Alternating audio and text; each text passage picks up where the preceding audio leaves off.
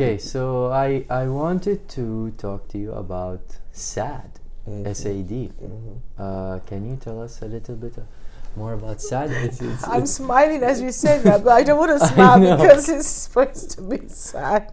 I know. It's when I first read about it, it's kind of weird because it's called SAD, and it's It's about, quite fitting though, isn't it? SAD. Exactly. Seasonal affective disorder. Yeah.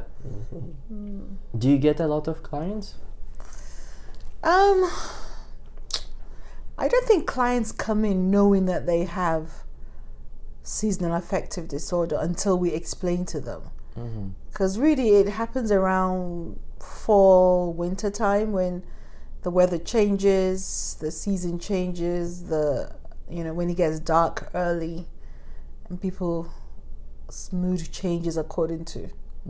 But it's quite a serious illness. It comes under the feature of mental illness. It's a mild form of depression. I say mild, but it can be severe. It is severe for a lot of people. Yeah. And what are some of the symptoms? I know, like, you just feel tired all the time. You no motivation and things like that. Yeah, lethargic, low mood. Like you say, you don't want to do anything. You don't want to get up.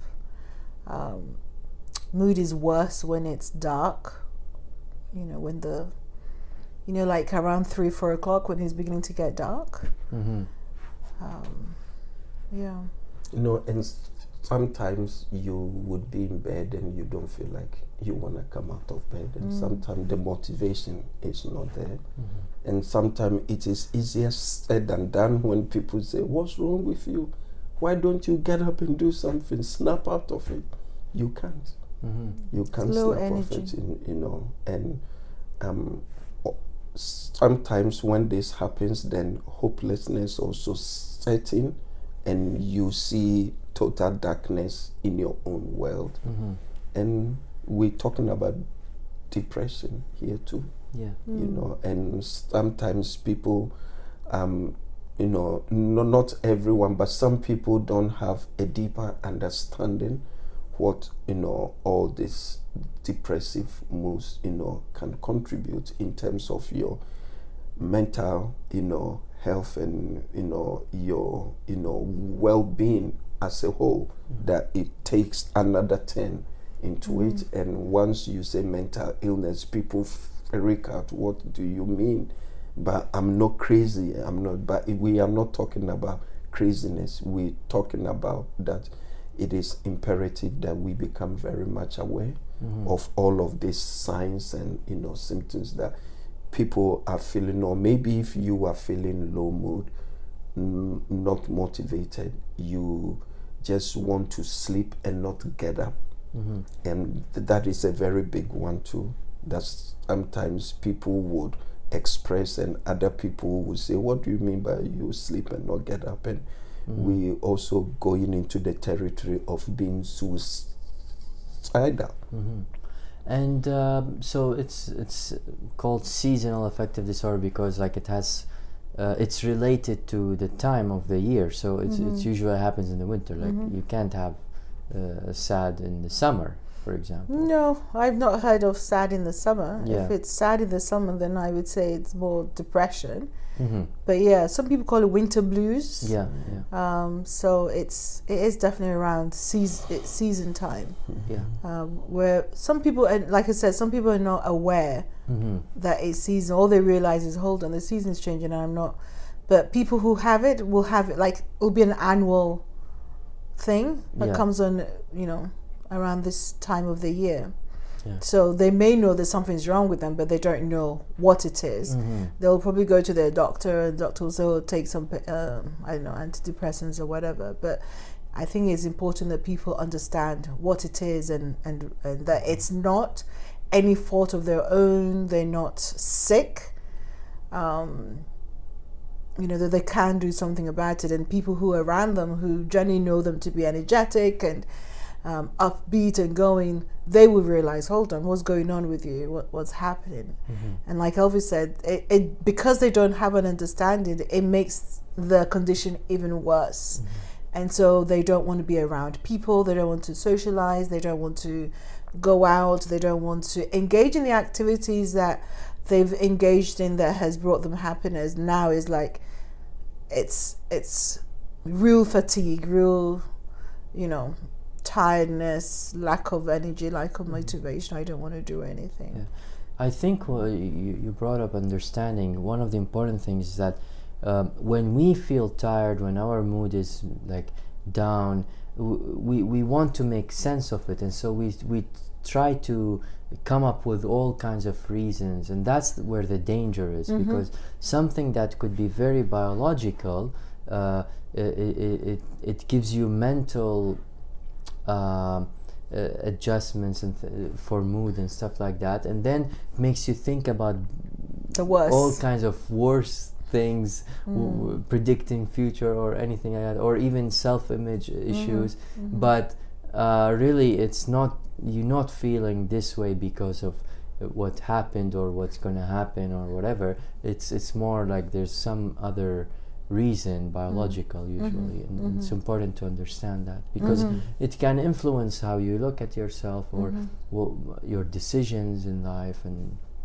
like if you have SAD and you first year university, you might start to think, oh, this is the wrong program for me, or this is the wrong career, or this is the wrong partner, but it has nothing to do with all of these things.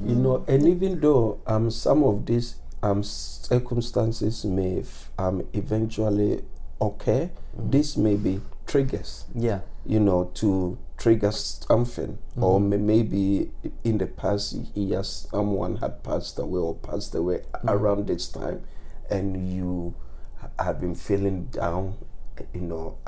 One of the big ones would be Christmas time.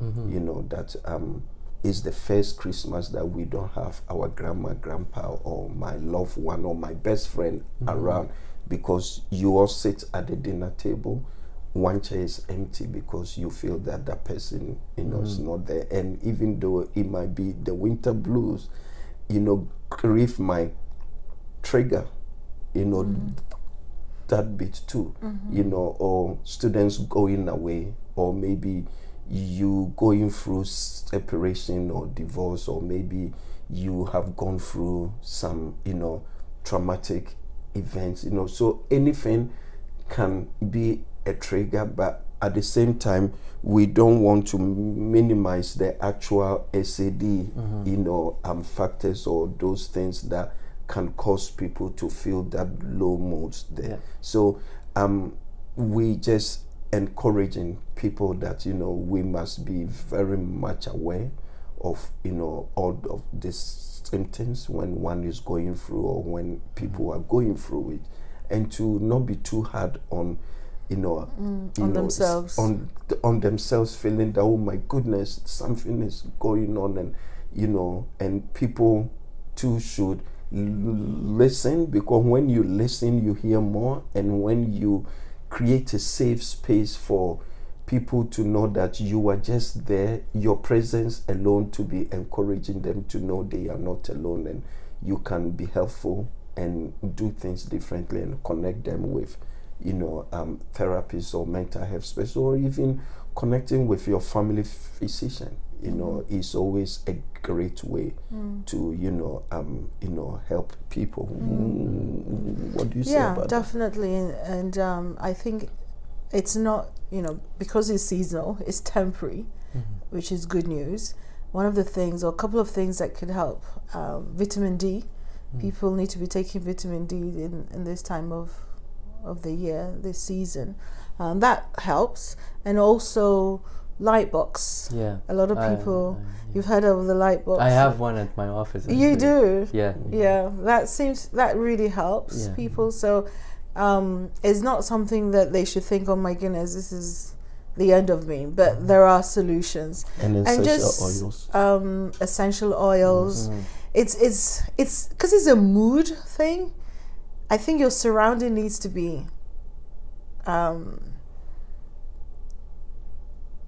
in such a way that uplifts. Yeah. So anything that will uplift will be helpful. And for some, that's enough.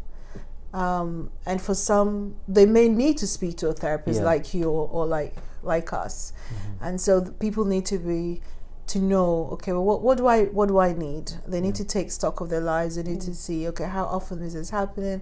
Does this happen every year? So they recognize it and prepare for it near the time. And also, like Elvis was saying, that around Christmas time or after Christmas, depending, whatever situation is happening in your life can trigger it.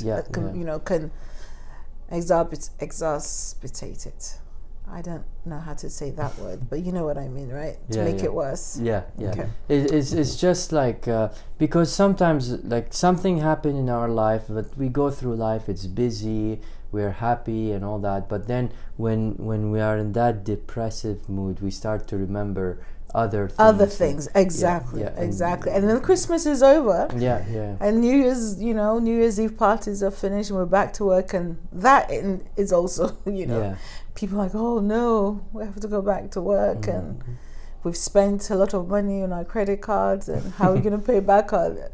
You see, so it's not really, it's some of the thoughts that we have can affect our mood as well. But there is help. Yes, always help is available when someone is showing signs of withdrawal, not motivated, going to bed and not feeling like they want to wake up, or they don't want to go to work. They're not, keeping themselves, keeping themselves, in a healthy standard, is important to connect them to their physician, family physician.